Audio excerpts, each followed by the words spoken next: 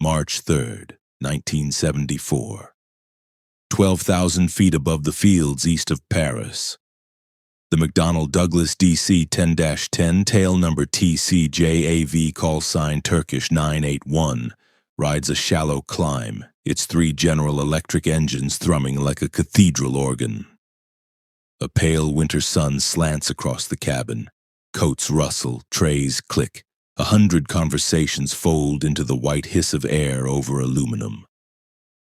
In the cockpit, Captain Nejat Berköz settles the jet on departure, a quiet hand on the yoke. To his right, First Officer Oral Ulusman reads climb checks. Behind them, Flight Engineer Erhan Ozer watches needles, fuel flow, pressurization, everything in the green. The aircraft's name, Ankara, is stenciled on her nose, a promise of strength. For now, she feels untouchable. The morning has been busy. Orly's ramp bustled. Ground staff swapping cargo nets and baggage cans through the wide, outward opening doors that make this new generation of airliner so efficient. A rugby club squeezed jackets into overhead bins. A pair of first-class passengers clinked glasses while the rest of the cabin, packed tight row after row, settled into the humdrum of a short hop to London. You can still picture it. The glow of reading lights, a steward's practiced smile, the metallic tang of brewed coffee sneaking down the aisle as Paris fell behind them. On the engineer's panel, cabin altitude stabilizes. Pressurization differential building exactly as the manuals say it should. The DC-10 systems are modern elegance, a pressure controller that thinks faster than any human. Hydraulic packs that purr, triple redundant routes for control. Still, the crew rides that thin edge all aviators know, the one between smooth and chaos, while they monitor climb thrust, call for flaps up, watch indicated airspeed creep toward schedule. Then the airplane coughs. It's not a noise you'd recognize if you've flown 1,000 times. It is a thunk, distant and hollow, like someone dropping a steel bar into a drum somewhere aft. It comes, and then the world ends. The rear cargo door lets go. It is instantaneous and it is violent. The cabin tears into white fog as moisture in the air flash freezes into micro-ice. A thunderclap of air punches through the fuselage, and the pressure differential between inside and outside resolves itself the only way physics knows: by trying to suck the inside out. Floor panels aft of the wing buckle upward, seat tracks rip free, a ragged hole in the belly becomes a mouth. Masks fall like pale fruit. A scream becomes a chorus, becomes a gale. People grab armrests, grab each other, grab nothing. Paper hats, blankets, and prayers rip forward into a single screaming wind. Up front, the nose pitches, subtle at first, then more. Berköz feels it in the bones of his hands before the instruments catch up. He pulls, instinct and training meshed into one smooth motion, eyes flashing to the attitude indicator, then to airspeed, then to the vertical speed needle which has begun to sag. Ulusman's hand is already on the trim wheel. Ozer's fingers stab for the pressurization panel and the hydraulics. But the airplane isn't listening. Beneath their feet, the floor beams over the aft cargo hold have bowed and snapped. The control cables that run to the tail, the ones that carry their commands from yoke and wheel to elevator and rudder, have been scythed through like violin strings.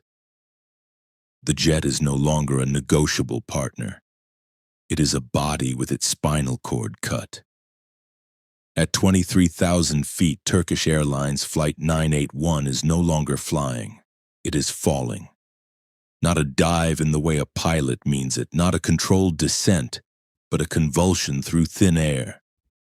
The DC-10's nose is down 20 degrees, airspeed climbing beyond 400 knots, faster than any configuration was designed to bear. Control surfaces on the tail, useless dead appendages, flutter in the slipstream, begging physics for mercy. Captain Berkos holds the yoke fully aft, the column trembling in his hands as though the airplane itself were alive and resisting. Beside him, Ulusman calls out their altitude, his voice flat now, steady because emotion would only waste oxygen they may not have. 17,000. The ground rushes toward them invisibly through crystal air.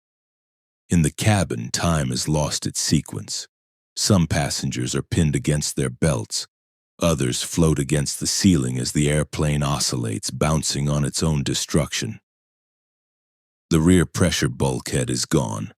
The aft cargo compartment, once filled with luggage and sound insulation, is a wind tunnel leading straight into the sky.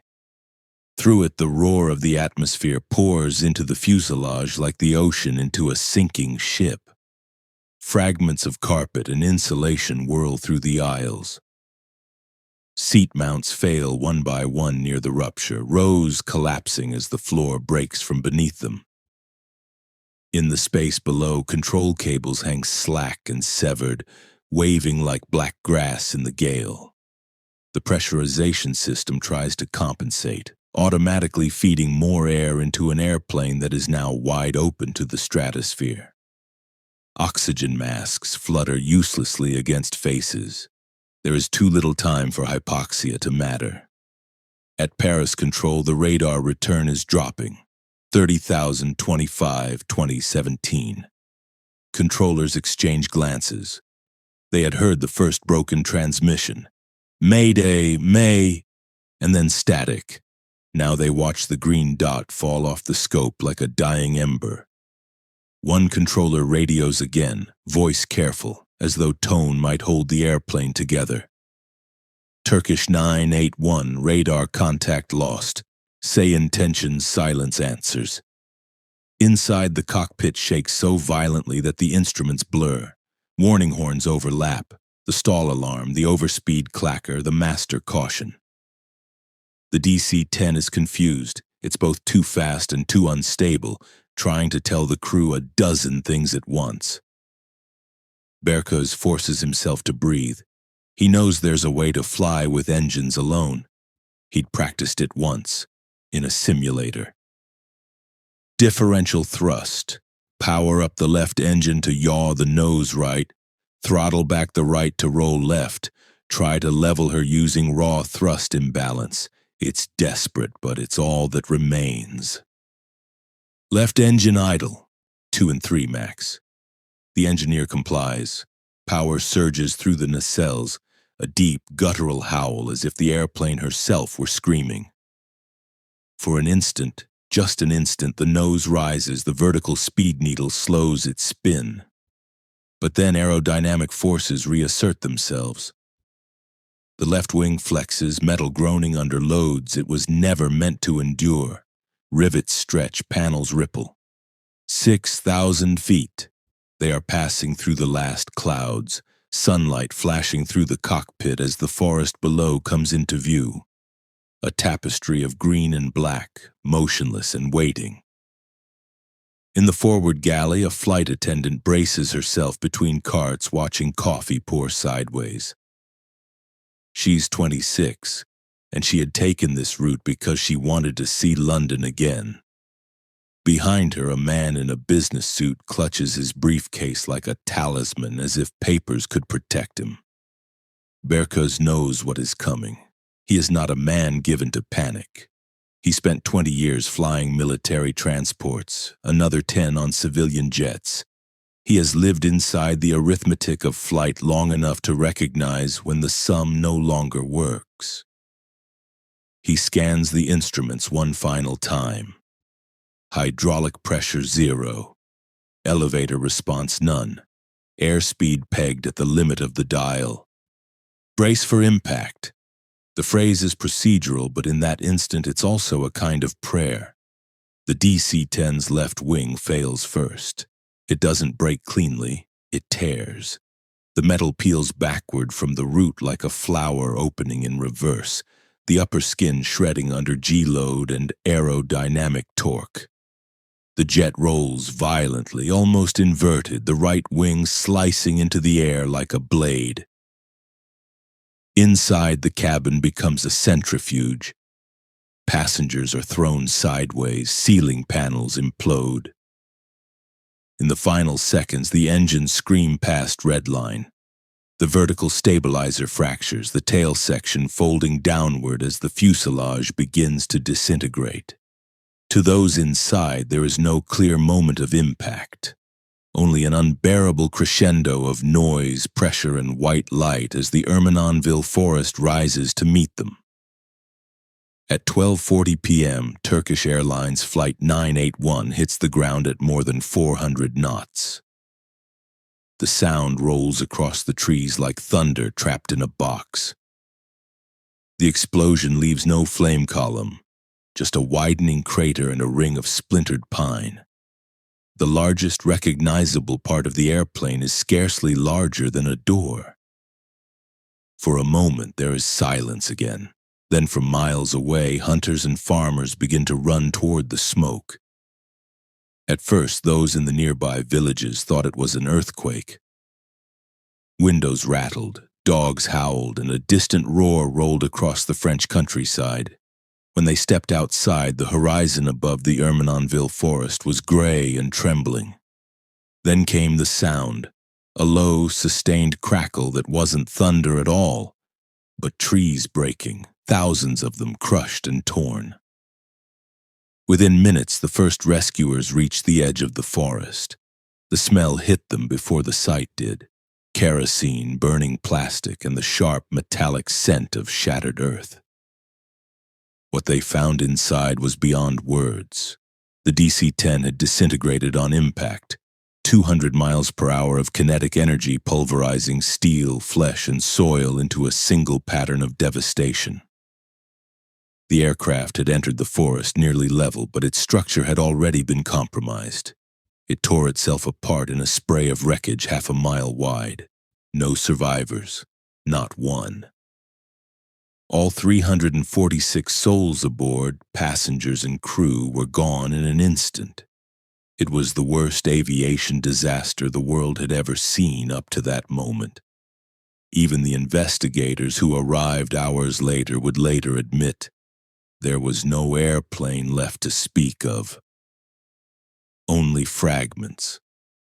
Captain Berkoz's wristwatch was found stopped at 12:41 p.m. Nearby lay a flight manual, scorched black, its pages fused together by heat. The cockpit voice recorder, the CVR, had been thrown hundreds of meters from the impact site, but miraculously its magnetic tape survived. So too did the flight data recorder, its orange casing dented but intact. Those two small boxes would become the only witnesses to what really happened at 30,000 feet. French gendarmes cordoned off the area as bulldozers carved narrow paths through the debris field. They marked fragments of fuselage with numbered stakes, one for every piece large enough to catalog. A passenger seat here, a hydraulic actuator there, shards of the distinctive Turkish Airlines livery half buried in soil. Trees still smoldered. The crater itself steamed in the cold afternoon air. Back in Paris, the news broke slowly, almost disbelievingly. At Orly, relatives waiting for the return flight saw the sudden freeze on the arrivals board. Retardé, then annulé. Journalists clustered by the terminal windows. Officials whispered about a possible crash, then about no survivors. Turkish Airlines representatives stood in shock. In London, Heathrow staff cleared the arrival gate that would never open. Investigators from France's BEA and the American NTSB were on scene before dusk. They had been here before, figuratively, if not literally. Just 2 years earlier, another DC-10's cargo door on American Airlines Flight 96 had blown open in mid-air over Windsor, Ontario. That airplane had survived by sheer luck and skill, limping back to Detroit with a gaping hole in its fuselage. The design flaw had been known then. A fix had been promised. Now, as engineers in heavy coats crouched over twisted aluminum in the cold mud, that promise lay broken among the wreckage. The next morning, they found the cargo door itself. It was nearly intact, half buried, its locking pins still retracted, never fully engaged. The latch handle, meant to be flush when locked, had been forced closed despite misalignment. A simple act of leverage had overridden the safety mechanism, bending a crucial link inside the locking system. When the cabin pressurized, the door's latches held for a few minutes, just long enough to reach cruising altitude, before the pressure differential exploded it outward, tearing a hole large enough to destroy the airplane's control system. A maintenance error, yes, but more deeply a design failure disguised as innovation. McDonnell Douglas had been warned. The outward opening door saved space and weight, but relied entirely on perfect mechanical alignment and human precision. And in aviation, perfect is a dangerous word. Families gathered in Paris and Istanbul. Coffins arrived draped in flags. The Ermenonville forest became a cemetery without gravestones. French villagers left flowers at the nearest road where pieces of fuselage were still being recovered weeks later. The sound of chainsaws lingered for months as investigators combed through trees for every clue. When the official report was released, it was damning. The redesigned latch mechanism after Flight 96 had not been fully implemented across the fleet. Documentation had been misleading. Warnings had been ignored in the rush to keep production lines moving. McDonnell Douglas engineers had insisted the DC-10 was safe. Turkish Airlines trusted the paperwork. Both were wrong. In the aftermath, every DC-10 in service was grounded until modifications were verified. The system was overhauled again. But for 346 people, the correction arrived a day too late. Even today, pilots remember Flight 981 not as a tragedy of mystery, but of arrogance. The arrogance of believing a warning can be postponed. The crash at Ermenonville became a brutal lesson etched in black boxes and metal fatigue. That aviation safety is written in blood, and every line of the checklist costs someone's life to earn. The forest grew back. Nature does that. But if you walk its trails in silence, you can still see metallic glints among the moss. Fragments of aluminum half swallowed by roots. The sky above it remains calm, the contrails unbroken. And somewhere beyond the clouds, engineers still trace their fingers over the blueprints of the DC-10, wondering how such a small door could open such a vast abyss. If you think this door failure was unforgivable, wait until you see how politics and missiles rewrite the sky. Watch it here now. See you there.